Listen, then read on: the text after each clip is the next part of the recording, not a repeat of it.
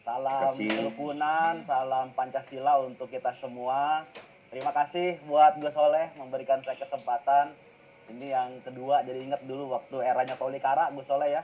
Sama-sama kita di Jakarta waktu masih onsite, luar biasa. Baik Bapak Ibu, saya tidak perpanjang waktu, izin share screen sebentar. Saya singkat saja, melengkapi dari rekan-rekan narasumber. Ada 4 slide saja dengan singkat. Izin saya sampaikan.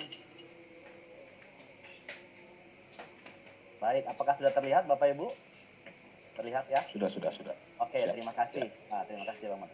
Baik, generasi milenial, ancaman radikalisme dan perang tokoh agama. Nah, karena sesuai yang diminta oleh Gus, saya menyampaikan ada 2 poin besar.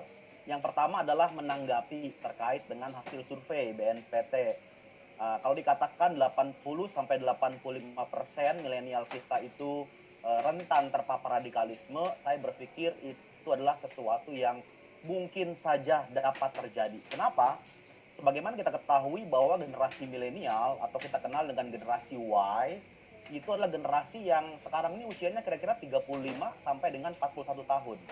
Jadi lahir tahun 80 sampai dengan tahun 95, di mana waktu mereka lahir teknologi sudah mulai maju dan ketika mereka dewasa teknologi sudah sangat maju gitu. Mereka tumbuh di dunia yang telah mahir menggunakan media sosial dan juga smartphone sehingga otomatis mereka sangat mahir dalam teknologi ya. Dan kemudian juga dikatakan sering dinilai sebagai generasi yang malas karena sering bermain ponsel dan memiliki keingintahuan yang sangat tinggi. Jadi kalau kita lihat di sini, ternyata memang generasi milenial ini generasi yang lahir ya di mana media sosial itu bukan lagi sesuatu yang aneh buat mereka, tetapi mereka sangat mahir. Nah, apa kaitan dengan survei itu? Saya sempat cari juga dan saya mendapati juga apa yang disampaikan oleh Pak Wawan ya, Deputi 7 BIN, dikatakan bahwa generasi milenial ini rentan terpapar radikalisme melalui apa? Platform media sosial. Media sosial menjadi inkubator penyebaran radikalisme di situ. Ya, kutipan langsung dari beliau dikatakan masalah radikalisme, media sosial disinyalir telah menjadi inkubator radikalisme khususnya bagi generasi muda. Jadi kalau untuk menanggapi tentu ini sesuatu yang sangat mungkin terjadi karena memang generasi milenial kita adalah generasi yang sangat erat dengan media sosial. Mereka sangat canggih, mereka sangat mumpuni di dalam menggunakan media sosial di situ. Nah, terus kemudian sekarang bagaimana cara mencegahnya? Apa yang harus dilakukan oleh tokoh agama? Nah, karena saya dari agama Kristen, tentu saya akan menyampaikan pemikiran saya. Yang pertama adalah memberikan pemahaman kitab suci dan juga ajaran agama yang utuh di situ. Contohnya apa? Misal sekarang terkait dengan platform agama cinta misalnya. Di dalam kekristenan terkait dengan cinta, terkait dengan mengasihi, dikatakan Tuhan mengajarkan untuk mengasihi Tuhan dan mengasihi sesama manusia sebagai sebuah perintah agung di situ. Nah, tentu di mana yang dimaksud dengan mengasihi sesama bukan hanya sekedar yang sama agamanya, bukan sekedar yang sama keyakinannya saja di situ.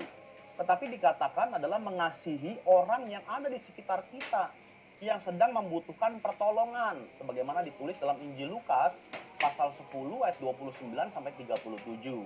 Kemudian mengasihi musuh dikatakan, bahkan berdoa bagi orang yang menganiaya, itu kata perintah firman Matius 5 ayat 44. Bahkan kami Kristen meyakini bahwa jika kita hidup rukun bersama sebagai saudara sebangsa, maka Tuhan mencurahkan berkat-berkatnya. Mazmur 133 ayat pertama sampai dengan ayat yang ketiga. Jadi saya sangat setuju tadi dengan Bang Ken yang menyampaikan bahwa ayolah kita sebagai tokoh-tokoh agama jangan sampai menjadikan mimbar-mimbar agama apapun sebagai mimbar-mimbar untuk menyuarakan suara-suara kebencian, suara-suara yang menimbulkan perpecahan, tetapi sebaliknya menjadi satu corong untuk menyuarakan suara kasih, suara cinta di situ. Nah, terus kemudian yang kedua dikatakan apa yang dilakukan tokoh agama secara kontinu melakukan kampanye cerdas bermedia sosial.